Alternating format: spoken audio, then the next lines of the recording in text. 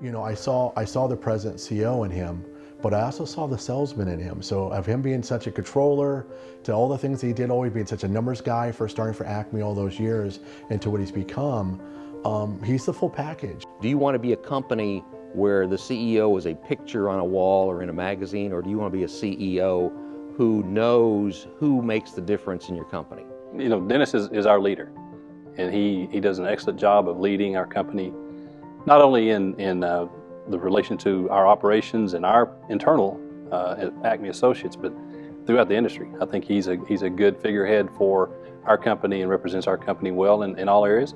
And he represents us very well also with our owner, which is a critical role that Dennis has. He may not know that I would tell him this, but he's been a great leader and inspiration to me. He's helped me in my career. And we have 4 pillars that stand upon those cultural beliefs. The first pillar talks about our associates. It's about making Acme a great place to work. Our associates make the difference. That's a really important pillar. Dennis can be described with many words. Ethics. The strongest of anyone I've worked for or with, period. Integrity, closely related to ethics. The dictionary should just place his picture after the word. Is that precious or what? That's just awesome. Intelligence. In addition to being very smart, Dennis has the perceptiveness and insights to understand people and to make great decisions. That a lot of folks don't understand that Acme is not a name. It's actually a word. It's a word. Look it up, Google it, and you'll find that the definition of the word Acme is pinnacle or highest point, or you say it another way, is the best. So when George Bennett founded our company back in 1891, he wanted it to be the best brick company. So he used the Acme name. Now Acme was used much more often in the late 1800s in common discussion and language. Today it's not used very much. It's more used only as a name, rather.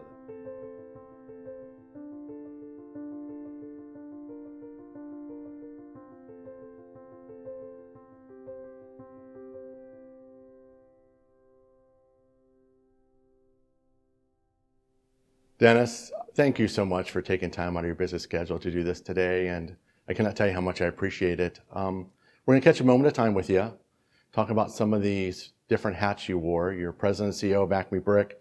Back in 1982, you started. So what is that, 38 years? This will be 38 years for you now, so which is this amazing amount of time and all the things that you've seen and experienced. What I'd like to do is talk about some of the different hats. You started when you were controller, then I think you went to VP of Finance. Take us through some of those steps that you went through to get you where you're at here today. Well, Don, first of all, it's great to have you here. Back in 1982, I first joined Acme Brick Company, hired by Ed Stout, the president of the company at the time. And Justin Industries, our parent company, and Acme was going under an organizational change, and they needed a controller to come in. So I had a chance to come in and fill that role. I was actually the first controller. Very unique situation where I really didn't have a staff. I came in and was charged with going ahead and trying to build an accounting staff and to grow the administrative side of the business. So the Justin Industries group had an accounting function. I was able to take some of those folks and bring them on to the Acme side, and then build the team from there. So it's a really unique situation. Normally when you start a job, you come in and you inherit a staff. I came in and had to build a staff. So that was kind of a unique and fun exercise I had to work through.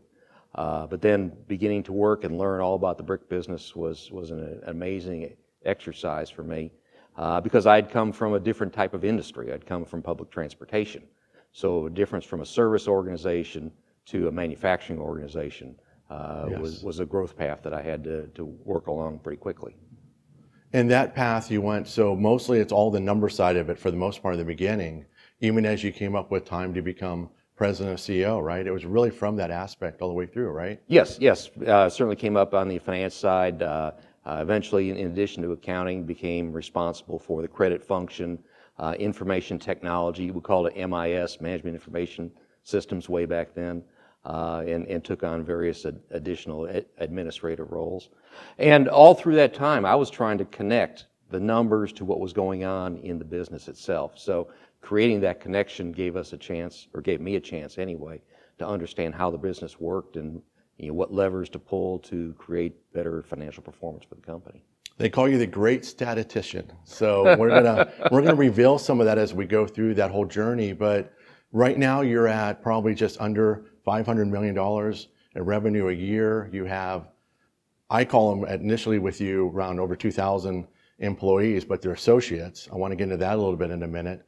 You think about over 60 sales offices that you have. I think 14 to 15 brick plants that you guys are operational, that you guys are running, which is amazing amount of brick plants you do. You guys are one of the largest brick manufacturers in the United States today, which is amazing. You guys are in the top, one or two as far as I can remember as what that does. And it's just incredible as far as the size and what you've done. Tell us a little bit about, which has really impacted me. I remember being with you, I said I had a couple favors to ask you, and one of the favors was some of the things that I've learned from you and what you guys done at Acme, we're taking on ourselves at Masonry Cosmetics. Especially one of them is changing the employees to associates. Tell us about that. Well, that was an interesting process. Our largest acquisition was Jenkins Brick Company back in 2011. And over the course of my career, I've gone through probably 15, 16, 17 different acquisitions. And you learn, every acquisition is unique and different in some way or another. But we also learned how to handle acquisitions better as we did more of them. And some of that learning meant we need to sit and learn and really understand why some of those companies that we were acquiring were so successful. And when we acquired Jenkins, we had a chance to learn. We inherited about 300 associates at the time, and they called themselves associates. So and that was 2011? 2011. Okay. And we sat back and said, well, why are they calling themselves associates, where Acme, we've always called our people who work with us employees? And they said it's very simple. It's a difference between working for somebody as an employee or working with somebody as an associate. And I sat back and thought, well, our culture is something where it's really, really important that we all work together. You mentioned the number of plants and sales offices we have, and we're spread out over 13 states. Amazing. And it's a challenge to keep all our folks connected in some way or another. And in many ways, we have to work together. We can't work for each other. So it just made sense to me to extend the nomenclature that Jenkins had used as associates to all of Acme Brick Company. And it's been welcomed and embraced very easily across the rest of our company. So let's take that to the next step. So the first 2 years, if someone's worked for you for 2 years, you absolutely give them a service award, and then every 5 years after that. So the challenge of the 13 states, the challenge of the 2,000 employees, you personally go to every single one of those. Is that correct? Yes, I do. I try to get to every location at least once every 2 years. And I think it's really, really important. Do you want to be a company where the CEO is a picture on a wall or in a magazine, or do you want to be a CEO who knows who makes the difference in your company? And you sit back and look at it. I may have an office here in Fort Worth, but it's our sales guys who are out there working hard to get the orders. It's our folks in the plants that are trying to make high-quality products. It's our folks in accounting who are processing the transactions, collecting the money, and making sure payroll's made every Friday. So everybody's working together doing what their role is. And for me to go out and say, thank you for what you do, because collectively we make Acme Brick Company a successful company, is I think something very, very important. And the more they see me, the greater that connection can be. It is. It's amazing to me. Now, that's the gift that you gave us that we're going to take on now. I've got someone that's going to be in charge of that and overseeing the gifts and that kind of thing. You give the service awards that they do. But one of the things that we have that's easier for me than you, I only have 2 states and I only have 30 employees. So my gosh, can you imagine how much time do you travel? I mean, that's got to take a huge amount of time for you. And you also take, if it's sales, you're taking your senior vice president of sales with you, depending on which area it is. And then you take Ed Watson with you, senior vice president of production with you. So how much time a year would you say you're traveling? We have probably 35 to 40 different service award events every year.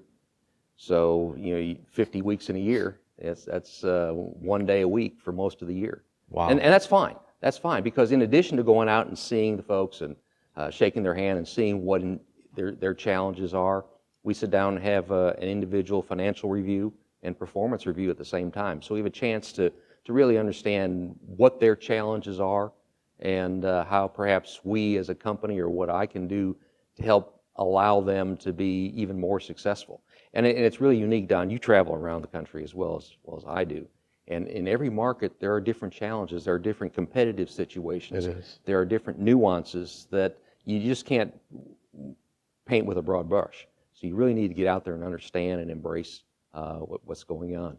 Another thing I try and do in those service awards, when I go to the sales office, is meet with a customer and hear from a customer what he sees through his or her perceptions of what's going on in those markets. Now, of course, the local sales manager selects the customer that I go see, so it'll be a pretty good customer for us.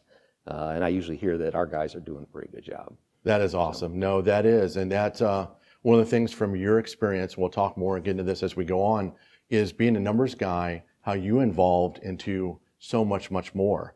And that was the sell side, that was having a perspective, even to the point where getting to know the customers. Not everybody does that. You know, I'm involved with a lot of the different brick manufacturers at the corporate level, and they don't, but you do, and I think that's just an amazing gift and thing that you've had.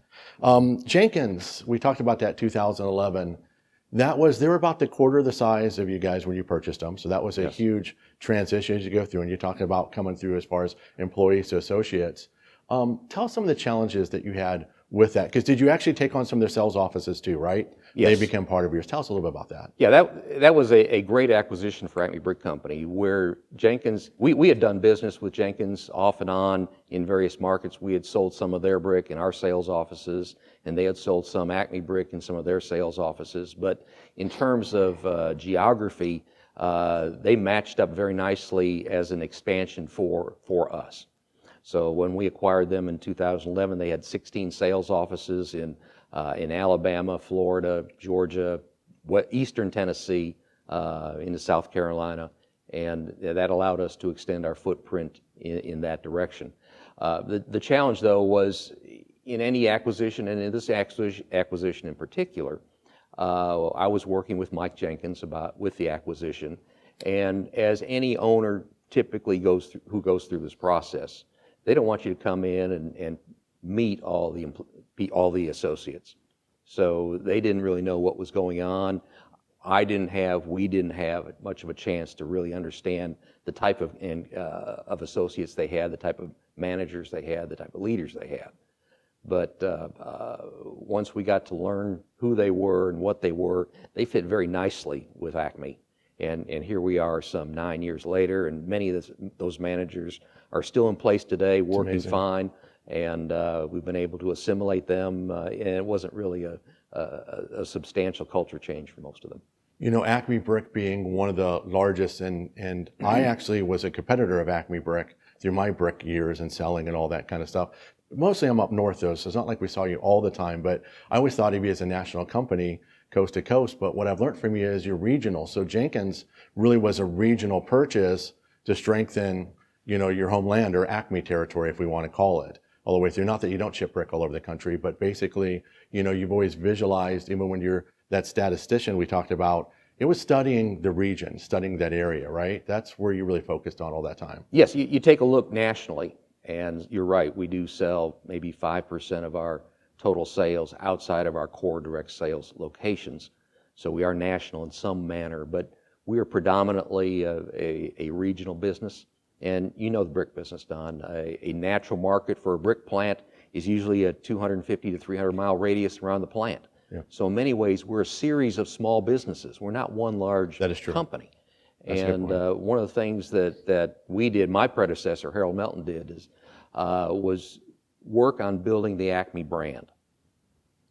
And at that time, he looked at the brick industry and saw nobody was really doing much work building a brand. So rather than going in and trying to compete with a Coca-Cola, we were competing with a void landscape. So we took the Acme name, we took the Acme brand, and we built it. And because of that brand building, we became nationally known in such a way that you thought of us as a national company. Yeah, and think about that. So the brand, it's actually two brands which you really done. You've done an external brand, but you also did an internal brand. one of the examples I love is the birthday, okay, Acme's birthday. So Maestri Cosmetics, I ask everybody, do you know when Maestri Cosmetics' birthday? This is going to be 26 years. Nobody knows. I don't even know. I could guess that. I know it's 1994. I started it when I did it, when I put together, so I can guess maybe June 16th or 17th, which yours is April 17th, 1891. So what is this? It's going to be 129 years. 129 years. Is that amazing? That's amazing. So it's also amazing what you do on some of the birthdays. Okay, so it's not just a typical one. You guys get so creative and many things to do. One of the years you guys did was a cake. I think it was 3 feet by 6 feet. It might have been 78 different companies on that cake. Tell us a little bit about that. What was it? Because that was something for you guys to thought of, right? Yeah, that was you. That occurred soon after we were acquired by Berkshire Hathaway. Back in 2000? And we were acquired in 2000. Okay. So it's been almost 20 years. Oh, We've been part of the Berkshire family at this point. So knowing that there were so many other companies within the Berkshire family, we decided to identify and use that cake as a tool to teach all of our folks about various companies within the Berkshire family. And we use all their logos and trying to create a connection between Acme and all the rest of the Berkshire family with that cake.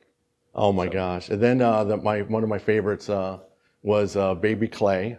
Yep. That was the 116th year you made a brick that's 116 inches long. 116 inches long. I got to talk to Ed Watson a lot about that. In fact, I'm trying to go up and see him next day or so and go get a picture taken of Baby Clay and do that. I want to do a little story on Baby Clay. I think it's a fun, fantastic story. But I shared with Ed that for me, coming from the brick plants and from the industry, trying to just get a standard size, and it's 3,000 times bigger than a standard brick. We try to control it from not bloating and all the different things you do and try to get the size right to fall in ASTM to get it to 116 inches. Tell me about that, because that was a real challenge. And that came from the marketing. Ed said it wasn't the plant guys standing around saying, hey, why don't we make a big brick? That was from the marketing department to do that. Well, of course, the marketing department wants to create things that production really can't do. So it was really a labor of love. And the marketing department's really responsible for creating that unique birthday gift every year and something to commemorate our birthday. And they said, why don't we just make the world's largest brick? And it was our 116th year anniversary. Why not make it 116 inches long? And we said to the production guys, see if you can do it. And our bat loss for that particular effort was pretty bad. It was 75%. The Baby Clay that was finally successful was our 4th try. And we learned as we went along, and you understand the manufacturing process and the challenges that handling that much material brings onto itself. So it was a real labor of love. Those guys up at the Denton plant were really focused on making sure that was successful. It was a challenge to them.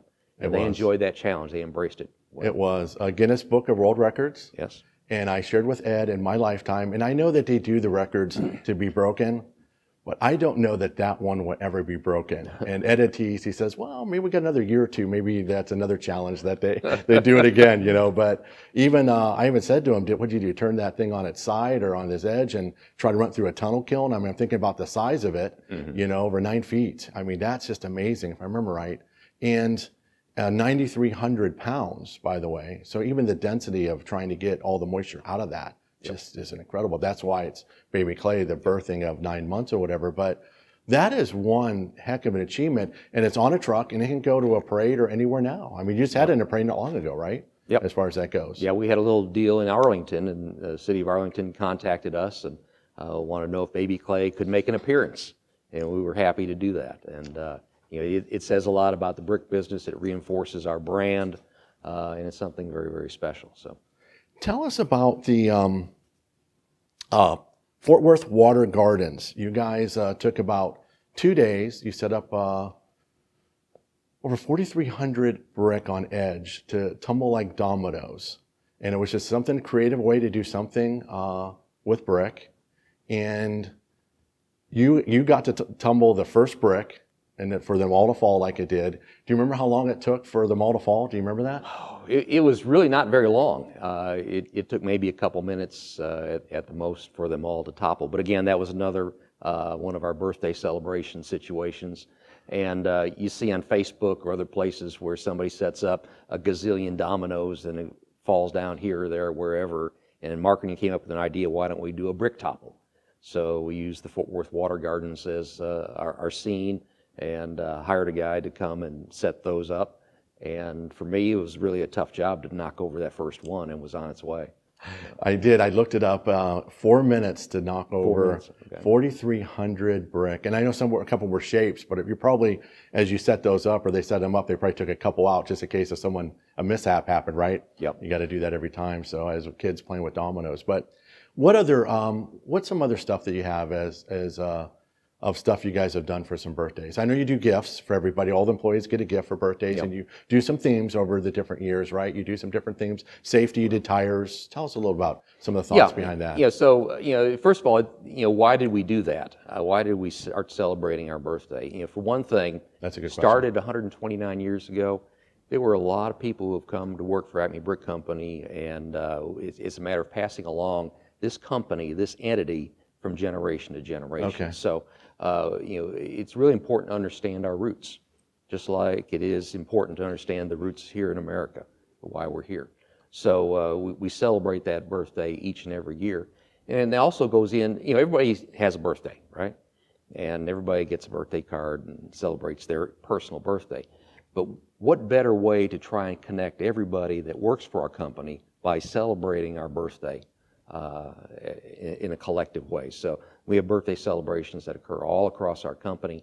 Part of our service awards schedule, we usually have 1 or 2 or 3 service awards scheduled right around April 17th, our birthday. And we go off and have service awards at a different location. So we, the executives and that location, can celebrate Acme's birthday in a unique way. And I usually, as part of that celebration, try and get 1 or 2 people from that location up with me, and we sing Happy Birthday to Acme Brick Company in front of everybody. Very nice. Sometimes they're kind of shy, sometimes they're not so shy. So that's kind of a fun deal to get connected and be able to sing Happy Birthday to Acme Brick Company. Very nice. I did not know that. Yeah. Oh, very nice. So I don't know if anybody wants me singing though, but that's a nice touch though. That is, yeah, that's a nice touch. They get volunteered. But that's an important deal. And then what do you do with your birthday? Everybody gets a birthday gift. Yeah, so that's we come nice. up with something special and different every year. We've had some coffee mugs, we've had some tumblers, we've had beach towels, and just something different every year to be something that can commemorate that day and that part of Acme Brick Company. And I think that's really important, again, to create a connection, and we're all here for one purpose.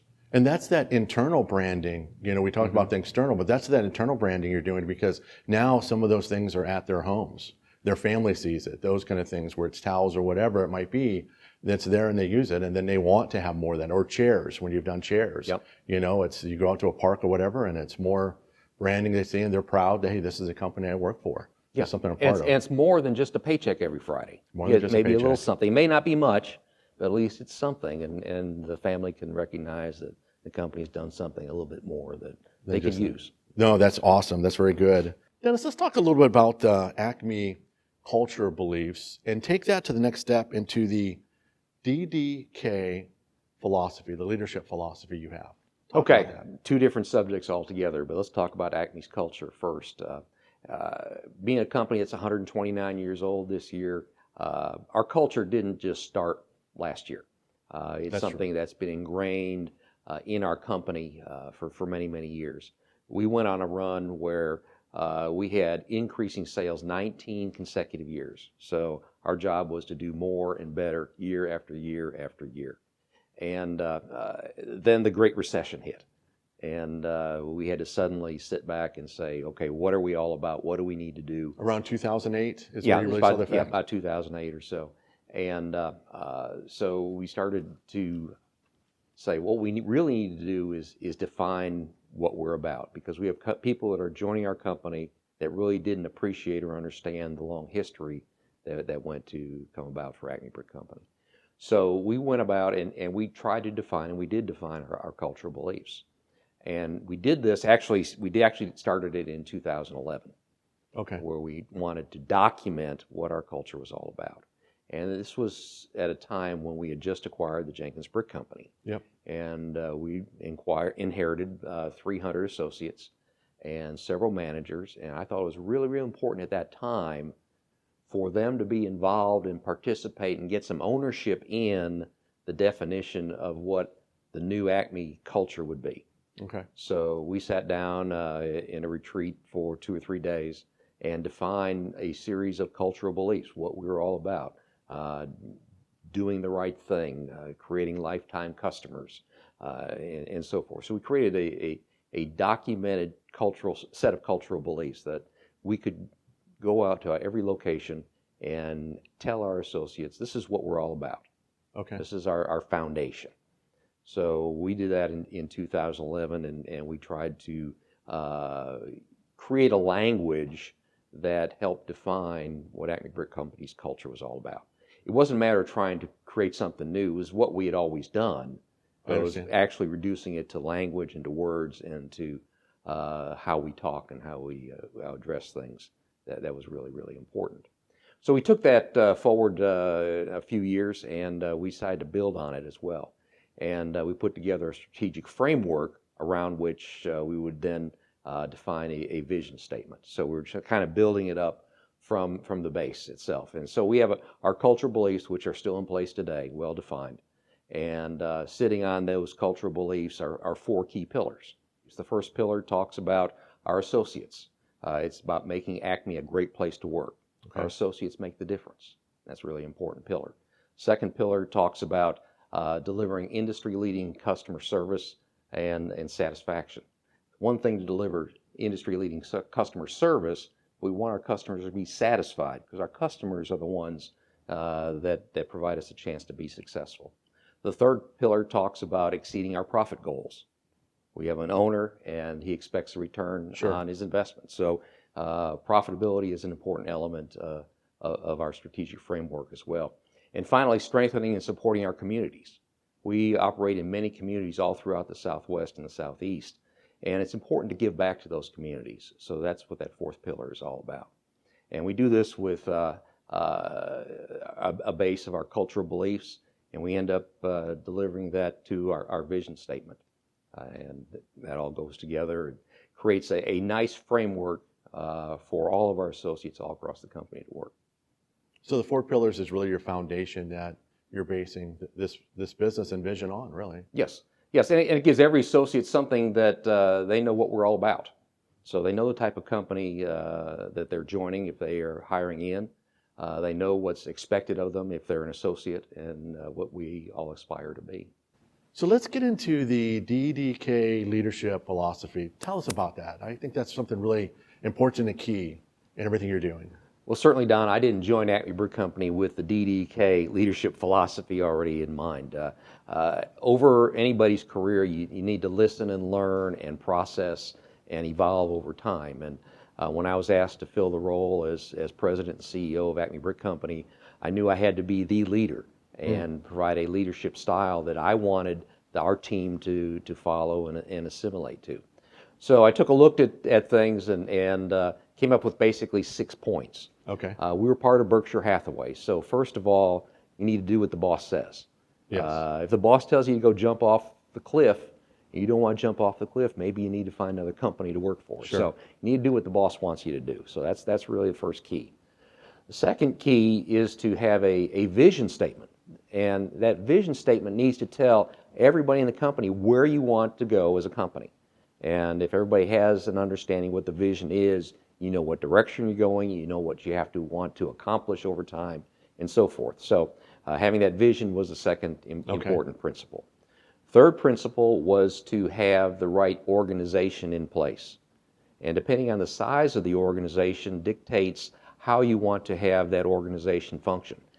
Too many layers, you have too much bureaucracy, and you can't get anything done. Too narrow or shallow an organization, an individual may need to make too many decisions.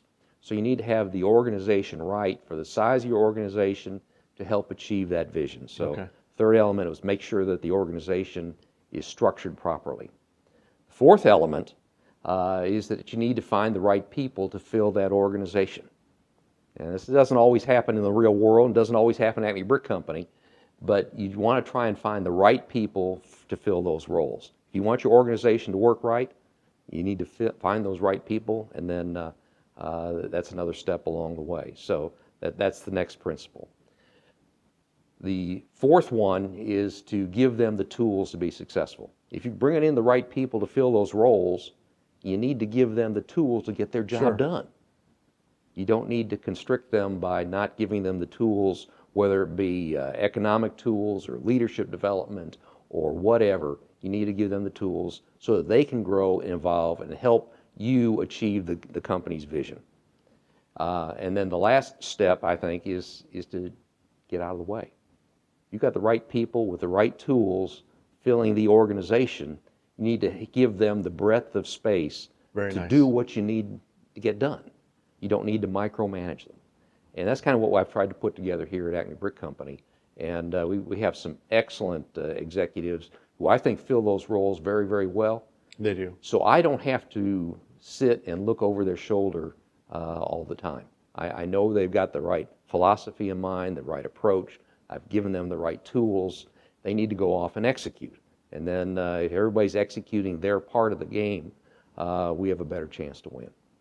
You did really well. In fact, when you first became president, you and CEO, you actually put together a team of senior vice presidents, 6 maybe, there might have been as many as 6. Put that team together, who has stayed together the entire time. To a few have retired. Bill Lamond has just retired, and then you brought some other people in that you've got Norris Watson, that's replacing some of those positions. But you brought that together, and that team and that message was amazing for me to see and understand as I spent time with each of them, and that your message is so sound. You guys are really strong. If most brick manufacturers would have taken that on, in some of my past working out with them, I found that might have been the missing link. As I look back, that might have been the missing link. What you hit was something really amazing. And without you sharing that with me, I would not have known that, but I was starting to realize it early on, what was happening. And that happened all the way back in 2005, 2006, when you put that team of people, maybe 2006 is when you put that team together all the way through. That stayed, and some of those people are still there today. And when you talk to those guys and the girls that were put together, the men and women that you brought together for that team, they are solid. They are really solid as far as the message, and there's no one's going on their own path and say, this is my way. No, that's part of the team and the focus from, you said to before, top down, set it right, and then you plan it all the way through. And that group that you have is just amazing put together. Yeah, and another part of that is as I define what our vision needs to be and give our managers the tools to be successful and so forth, I also recognize that there's not one right answer for everything. Our executives will make some decisions. I would have come up with a different answer. We both would have gotten to the same place. Gotcha. But I need to empower them to make the right decisions and to, again, lead the company in the direction towards attaining our vision. So, that's an important element too in the whole process. It's amazing when you think about, they talk about you're such a numbers guy, all the way through, and how you involved into so much more, which you really surprise a lot of people, especially when you come from the philosophy controllers. We all know a lot of controllers, but to do the vision, all the things that you grew and you adapted over time to do, think about that. Not everybody achieves that goal. A lot of times we're making decisions, well, we're not going to give anybody any hats because we don't see the positive of a number for that. It's really a cost, it's really an expense. No one's thinking about the brand. Where you're thinking about the brand externally or the brand internally. I mean, even have someone like Troy Aikman, right, to be there, a spokesperson, and do that. Not everybody does that. Not everybody has Britt Stokes that you have that is doing the marketing and seeing the marketing, spending time with you. It's not that they don't do marketing. They might do marketing with brochures and a lot of other things, but not branding like you guys do. You guys brand in the most interesting, significant way that I've ever seen in my entire life, being from all the different brick plants that I've in the brick companies that I've traveled to. It's really amazing to do. So not only internally, which we talked a lot about, that external brand that you touched on when we first started talking is the amazing thing that you guys do. Not only that, with the vision, you're branding that too. Yeah, and we do that, again, we're learning as we go along, Don. We don't just operate within the brick industry. We sell other products. There are millions of other companies that operate each and every day. If you're not looking and seeing what they're doing and seeing if what they're doing is successful for them in their industry, can those ideas apply to what we're doing? So again, a continual evolution of learning and processing and understanding what we can do to be successful. Our objective is to be a wildly successful company. Yeah. And there are challenges out there. It just doesn't happen without work and effort and learning and trying to be ahead of the curve rather than trying to chase everybody else. Talk about some of those challenges, just a couple of challenges that you've got. You've got an ever-changing market, of course.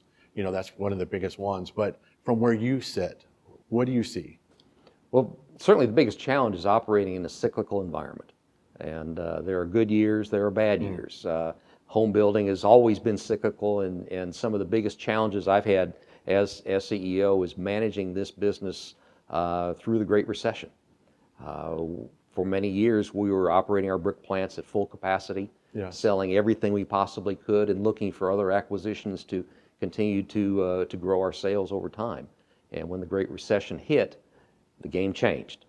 It was a matter of trying to manage our company in such a way that it would continue to be viable over a long period of time.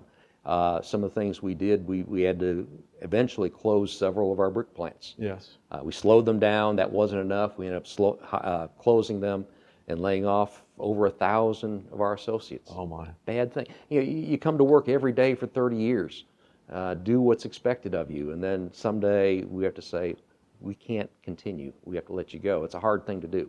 Hard thing to do. But a necessary thing because we're in business. Yes. We're in business. We have to run a business.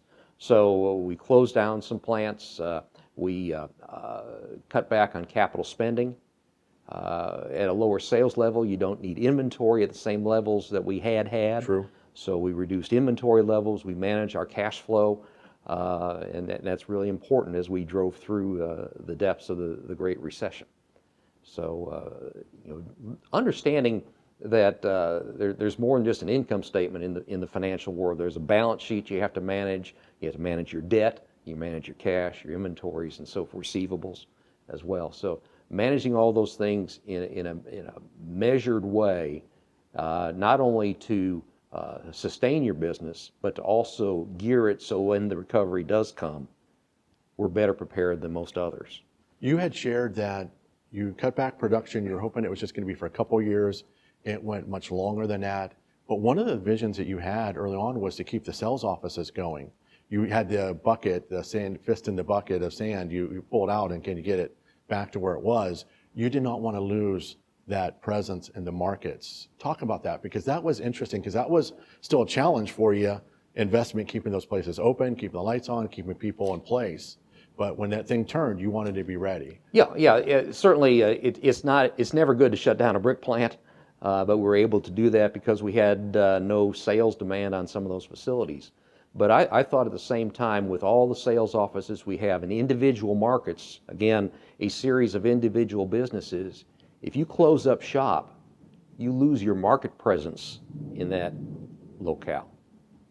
And it's a whole lot easier if you have a sales rep and an office, still calling on customers, still working on creating relationships on a continuing basis than be the Johnny-come-lately saying, well, I'm back now, I want to start business doing business with you again. No, that's so fortunately, in managing our balance sheet well, and having the latitude to do some things from Berkshire Hathaway's standpoint, I made the decision that we were never going to close one of our sales offices. Wow. Because once you do that, you lose that presence, and I thought that would have been a critical strategic failure on our part. So, certainly the sales offices cut back. They let some sales reps go, let some office personnel, yard personnel go, but we kept a core staff in many of those locations. So that we were poised to recover, but we never lost our presence in those markets. So, the illusion I made is like putting your hand in a bucket of sand, and you're in that market, but once you pull your hand out, it's almost impossible to stick your hand back in. So that's the philosophy I have about wanting to make sure we keep our sales facilities open in the markets in which we choose to operate. And we're in the future now. We can look back and say, it worked. It really did. It worked. You did good. You did good. Let's talk about the BIA a little bit. Okay. The Brick Industry Association. Tell us a little bit about. Give a plug for the BIA. This is an opportunity. Well, certainly, the brick industry is a small industry compared to many other industries. Today, there may be only 40 or 45 different manufacturing companies. There's about 125 brick plants that are operating in the country today. But that's a very, very small number. What the brick industry does for us, for individual companies, it can do things much better than any one individual company can do. They can represent the industry up on Capitol Hill. They can work on codes and standards that are critically important because we're the ones that have to comply with the codes and standards that are set by those regulatory agencies. So BIA can also do market research that we can use then to help promote our products. So there are many things that BIA can do much better on a consolidated group basis than any one of us can do as an individual company. Sure. So, and I've used the statement that I think it's incumbent on every brick manufacturer to be a member of BIA. I think it's really important. There aren't that many of us. And if you don't feel you're getting much value out of BIA, you need to make sure you understand what BIA is doing on your behalf. And you also must recognize that as a small industry, everybody has a chance to have a seat at the table. And I think that's incredibly important. I've seen some BIA members who have dropped membership because they didn't like what BIA was doing in this way and that way, but they may not have been participating at the table as vigorously as perhaps they should have. It's more than just giving your money to BIA. Right. It's participating and having your voice heard. There are decisions that BIA has made that I don't necessarily agree with, but that doesn't mean I'm going to drop my membership. Right. So. The fight's a good fight. So we're at the Brick Forum in Jacksonville, Florida, last week, and you got up and spoke, introduced the keynote speaker. And when you first started talking, I said to myself, that is not a numbers guy. You have really evolved into a real sales guy. You were doing a pitch about why there should be membership and all those things. So I got on my phone. I was way off to the far right because it was a packed house. And I videotaped you with a little bit, and you talked for about 3 minutes, introduce. But it was a wonderful message that you said, and I was glad to capture at least the voice part of it. I tried to zoom in on you, but you're too far away. But it was good. It was good that what you said, for a message for everybody. Yeah. And I knew about my need to get up and talk about BIA membership probably a few hours before before that Charles Smith got a hold of me and said, would you say a few words Very nice. To encourage other distributor members and manufacturer members to join BIA. But in the time that I spent as chair of BIA back, You did that twice. I did that twice. I got a chance to really meet and understand and get close to the staff at BIA.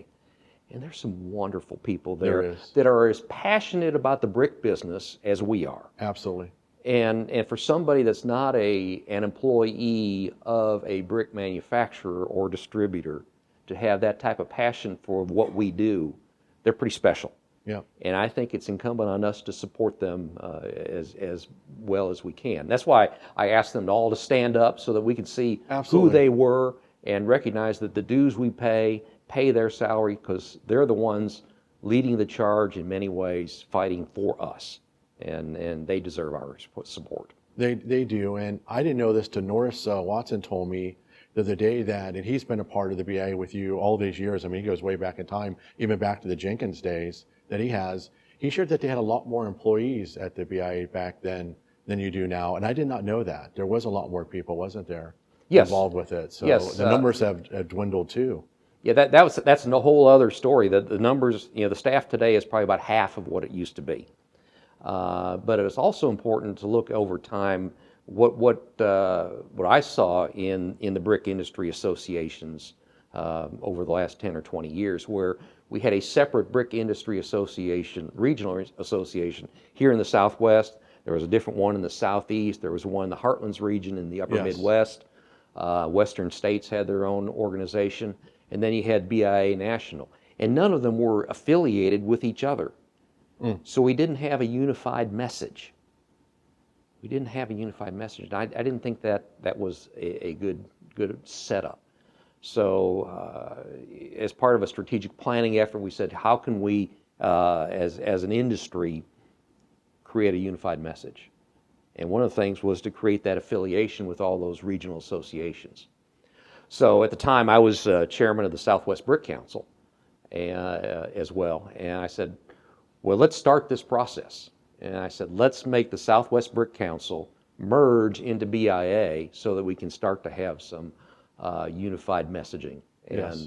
And that followed with the merger of the Southeast Brick Manufacturing Association into BIA, the Heartland region, and so forth. So we maintained a lot of autonomy for the regional association, which was really important, certainly on the marketing side, because there are different challenges in individual markets that needed to be addressed. We just couldn't have a blanket message, but created a unified organization that then allowed for greater leverage and gave greater messaging, greater value for the dollar contributed to BIA.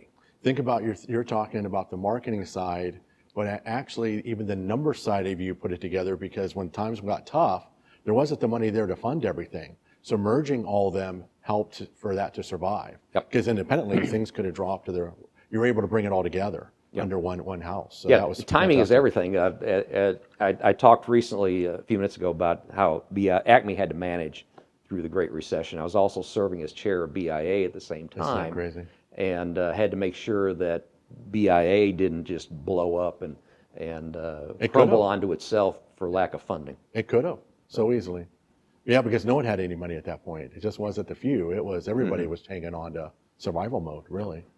How about where do you see BIA 10 years from now? You've got a great perspective of that vision looking forward, and that's what you do. I haven't gone into a lot of the stats with you yet, but you look ahead all the time. Where do you see the BIA 10 years from now? Well, I think BIA needs to continue evolve as well. Over time, I think there's going to be more consolidation in the brick industry. There will probably be fewer producers, but the need to have our message heard and what BIA needs to be all about needs to change and grow as well. Rather than just looking at brick manufacturers, we merged with the brick distributors 20 some odd years ago, and it brought the distributors into that same organization. We need to look at bringing other players in our industry into BIA. It doesn't always have to be a situation where we meet and talk about just brick things. There may be things that suppliers need to participate in, Sure. Analysts in some ways, companies like yours, Don, need to, we're all in it because somebody is buying and using and selling brick. So why not be more encompassing to cast a greater footprint and provide value for even more folks? Here's a great plug for the Acme Brick Company. 100 years. You give a warranty for 100 years for the brick. Now, you do 100 years, everybody says it's amazing, it could be 100 years, but you actually could have done 110, you could do 120. 100 was just a fixed number, right? Right. As far as that goes. Yeah. And again, there was never a warranty that was offered to home buyers before we came along with our 100-year guarantee, but you understand the brick manufacturing process. If a well-fired clay brick is there, it's there for centuries. Yeah. So to offer a 100-year guarantee is a great marketing approach to give a homeowner the comfort and confidence that the cladding that surrounds his home is going to be there as long as his family lives in that home. And we say it's a maintenance-free product, but we didn't say you didn't need to maintain a home. Mortar at some point might need to be tuck pointed or whatever, but the brick is good. The brick is good. In fact, before I leave today, I wanted to walk through the brick collection you have here. It's pretty neat. And when it goes back, you have brick there that's thousands and thousands of years, which is amazing thing they go through. Names mean something. What does the name Acme mean?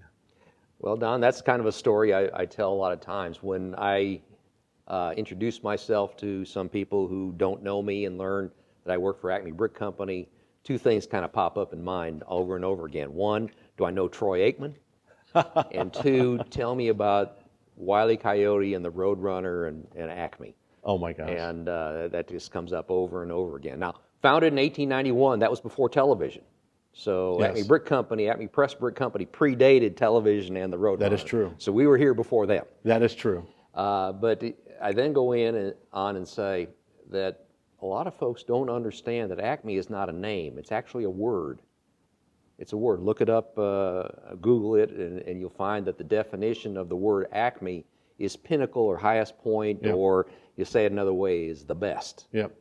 So when George Bennett founded our company back in 1891, he wanted it to be the best brick company. Absolutely. So he used the Acme name. Now, Acme was used much more often in the late 1800s in common discussion and language. Today, it's not used very much. It's more used only as a name rather than a word itself. But it is really truly a word. So we're meant to be the best brick company.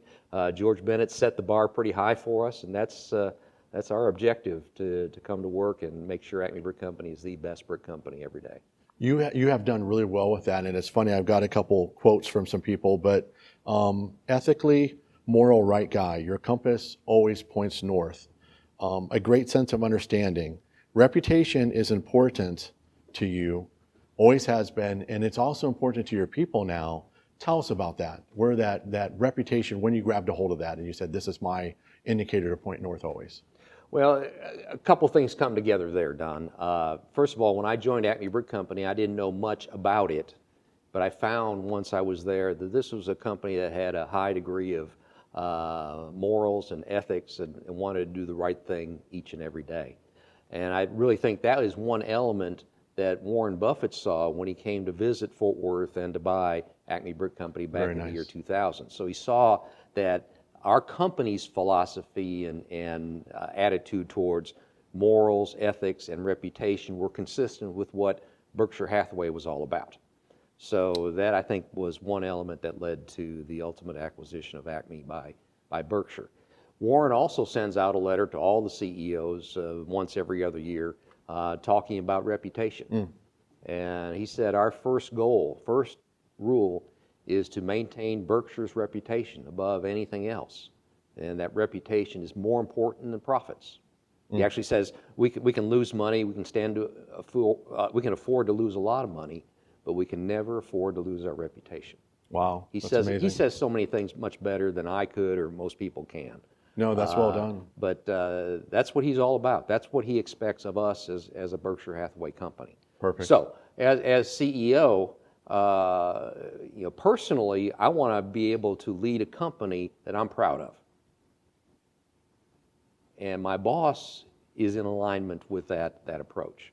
So, Yes. Don, as the CEO, you come to learn that everything you do, everything you say, how you act, where you go, everything you do is seen by your associates. And you set an example each and every day. So what better tone to set than at the top, that our ethics, doing right each and every day, and our reputation is more important than anything else we do. So set that tone.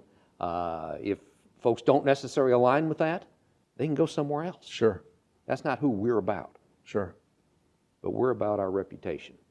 And our reputation is important enough because at some point, we're going to hand this company off to the next generation of leadership.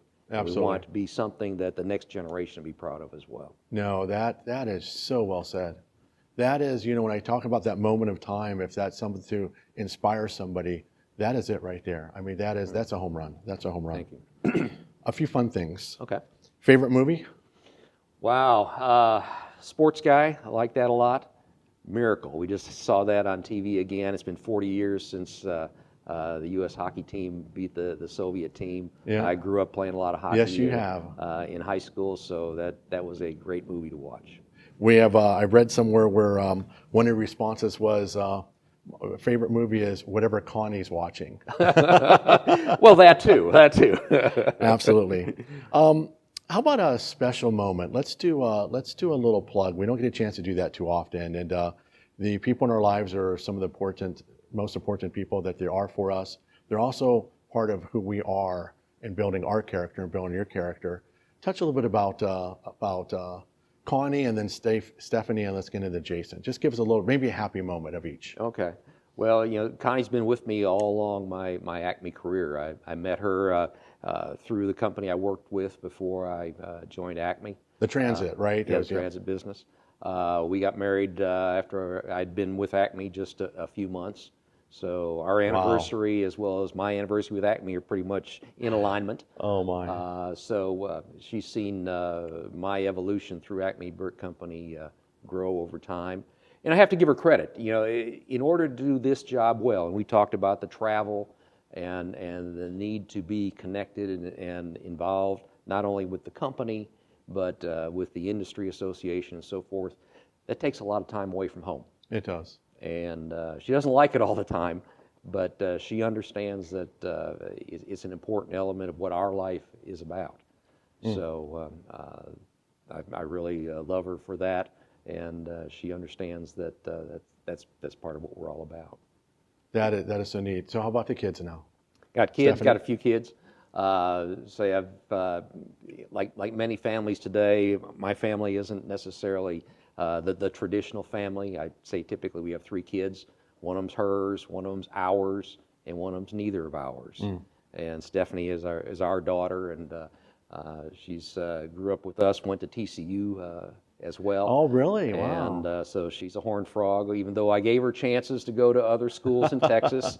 I know he even took her out to Texas Tech, to Lubbock, to take a look at that campus, and she just wanted to go to TCU, and she's a graphic designer right now working for Dickies Arena. Oh, very nice. Which is a nice thing, because the new Dickies Arena here in Fort Worth has about 600,000 Acme bricks around it, yes, and about 600,000 pavers all around it. So it's she's amazing. Working every day in a great Acme building.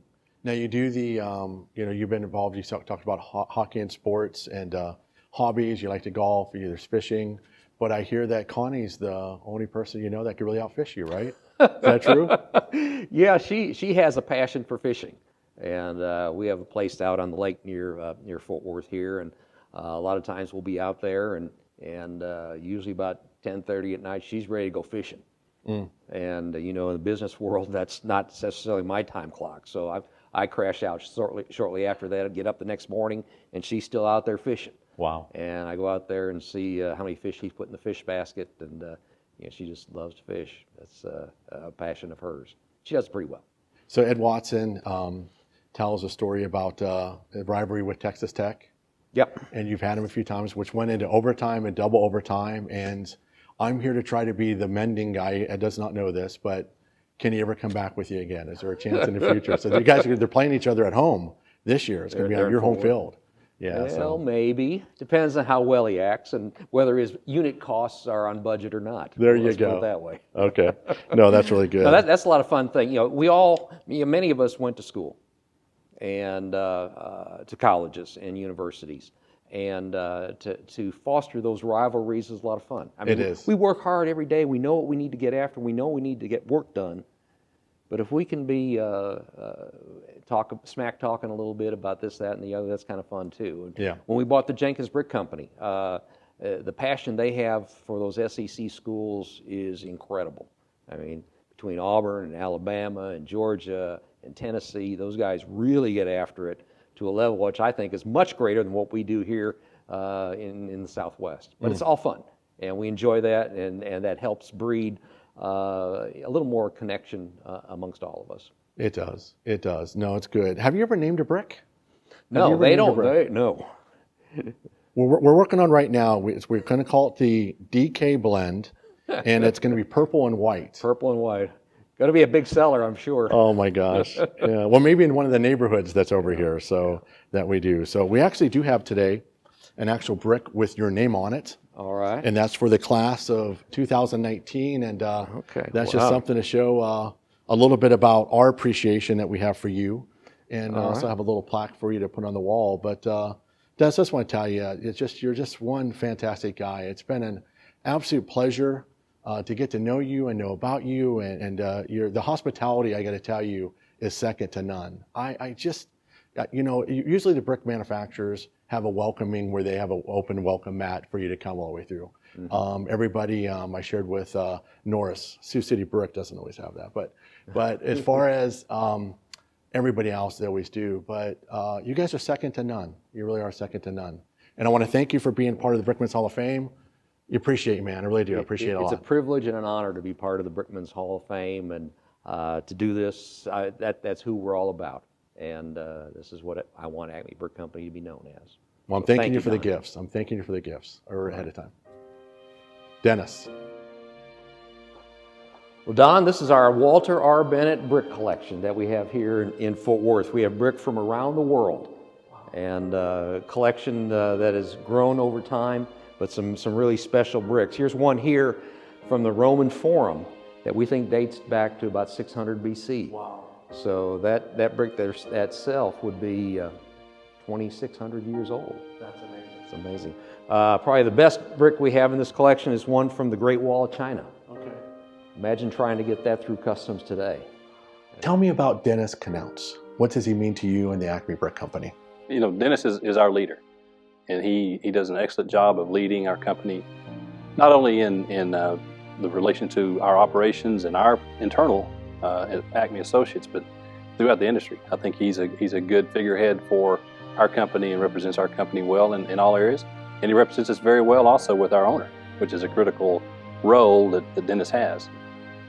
He's really opened my eyes to safeguarding the industry, and he's always been, he's always, rang the bell for promotional efforts. He's forward-thinking, progressive, smart man, honest guy, and he's got an accounting background and CPA, so he understands the numbers backwards and forwards, which is very helpful. Make sure that you're profitable. We enjoy working with Dennis, and he's taught me a lot. How about a fun story? Do you have a fun story on Dennis? Anything you think of that comes to pops to your mind? The only thing I could say that we went on a fishing trip, and he's an avid outdoorsman. He really likes to pike fish, and we went up to Canada, and he not only fished all day, but he played cards at night, and you kind of got to let him see him let his hair down and be one of the guys, and it's kind of neat to watch a guy who's got that much going on 24/7 with his family, with the company, and then to go out and mix it up with the rest of us, and I think he may have caught I know he caught the biggest fish the previous trip, but he was right up there close to us with the biggest fish, and of course, I think he may have won the money in the poker game that night too. Oh, nice! So. Yes, he's got it going for him. That's for sure. And so I think it's very important that we as associates recognize how good he does that job, how well he does that, and he's a very strong leader. He sets the tone for the way he wants our business to be operated, beginning with the highest level of integrity at all levels. And it starts at the top. He's very much demonstrates what he expects of all of the other leaders in the company, and helps us to aspire to do the things that he envisions that we should be doing as a company and as individual associates of our company.